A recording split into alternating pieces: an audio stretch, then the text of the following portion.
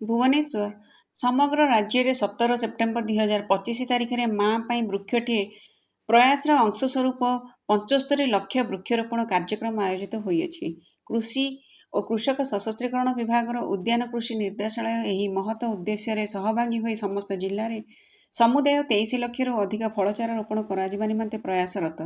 ଏହି ଏକଦିନିଆ ବୃକ୍ଷରୋପଣ ଅଭିଯାନରେ ଏକ ରାଜ୍ୟସ୍ତରୀୟ କାର୍ଯ୍ୟକ୍ରମ ଉଦ୍ୟାନ କୃଷି ନିର୍ଦ୍ଦେଶାଳୟ ଦ୍ୱାରା ଭୁବନେଶ୍ୱର ଡେରାସ ଉଦ୍ୟାନ କୃଷି ଫାର୍ମରେ ଆୟୋଜିତ ହୋଇଛି, ଯେଉଁଠାରେ 1500 ଗୋଟି ଉତ୍ତମ ମାନର ଜାମୁକୋଳି, ଲିଚୁ, ନଡ଼ିଆ ଓ ସପୁରୀ ଫଳ ଚାରା ରୋପଣ କରାଯାଇଛି।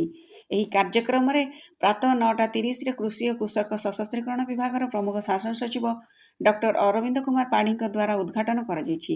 ଏହି କାର୍ଯ୍ୟକ୍ରମରେ ଉଦ୍ୟାନ କୃଷି ଉତ୍କର୍ଷ କେନ୍ଦ୍ର, ଡେରାସର ପ୍ରଶିକ୍ଷାର୍ଥୀ ଏବଂ ଫାର୍ମ କର୍ମଚାରୀ ଓ ବିଭାଗୀୟ ଅଧିକାରୀମାନେ ସକ୍ରିୟ ଭାବେ ଯୋଗଦାନ ପୂର୍ବକ ଚାରା ରୋପଣ କରିଛନ୍ତି।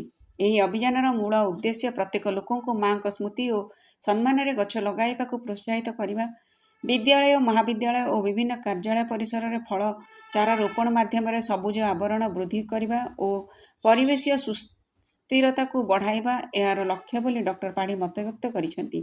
ଏହି ଅବସରରେ 23 ଲକ୍ଷ ଫଳ ଚାରା ଯଥା ଆମ୍ବ, କାଗଜି ଲେମ୍ବୁ, ନଡ଼ିଆ, କଦଳୀ, ପଣସ ଇତ୍ୟାଦି ରାଜ୍ୟର ବିଭିନ୍ନ ଅଂଶୀଦାରମାନଙ୍କୁ ବିନା ମୂଲ୍ୟରେ ବଣ୍ଟନ କରାଯାଇଛି। ବିଦ୍ୟାଳୟ, ମହାବିଦ୍ୟାଳୟ, ମହିଳା ସ୍ୱୟଂସହାୟକ ଗୋଷ୍ଠୀ, କୃଷକ ଉତ୍ପାଦକ ସଂଗଠନ, ବେସରକାରୀ ସଂଗଠନ ସକ୍ରିୟ ଭାବେ ଏହି ଚାରା ରୋପଣ କାର୍ଯ୍ୟକ୍ରମରେ ଯୋଗ ଦେଇଛନ୍ତି। ଚାରା ରୋପଣ ପରେ ଆଗାମୀ 3 ବର୍ଷ ପର୍ଯ୍ୟନ୍ତ ଏହାର ରକ୍ଷଣାବେକ୍ଷଣ ସମ୍ବନ୍ଧୀୟ ସଚେତନତା ପ୍ରଦାନ କରାଯାଇସାରିଛି। ଏହି ଦିନ ରୋପିତ ଚାରାର ସଂଖ୍ୟା ଓ ଫଟୋଗ୍ରାଫକୁ ମେରି ଲାଇଫ୍ ପୋର୍ଟାଲରେ ପ୍ରତ୍ୟେକ ଜିଲ୍ଲାକୁ ଅପଲୋଡ୍ କରାଯାଉଛି। ମାଙ୍କ ନାମରେ ହେଉଥିବା ଏହି ଚାରା ରୋପଣ କାର୍ଯ୍ୟକ୍ରମ ନିଶ୍ଚୟ ଏକ ପ୍ରଦୂଷଣମୁକ୍ତ, ସବୁଜିମାରେ ପରିପୂର୍ଣ୍ଣ ସୁନ୍ଦର ଓଡ଼ିଶାର ନିର୍ମାଣ କରିବ।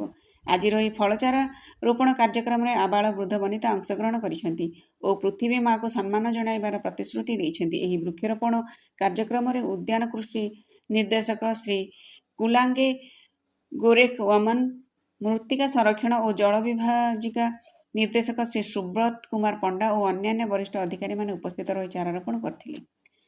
ସମୃଦ୍ଧ ଓଡ଼ିଶାରୁ ରଜତ ମହାପାତ୍ର।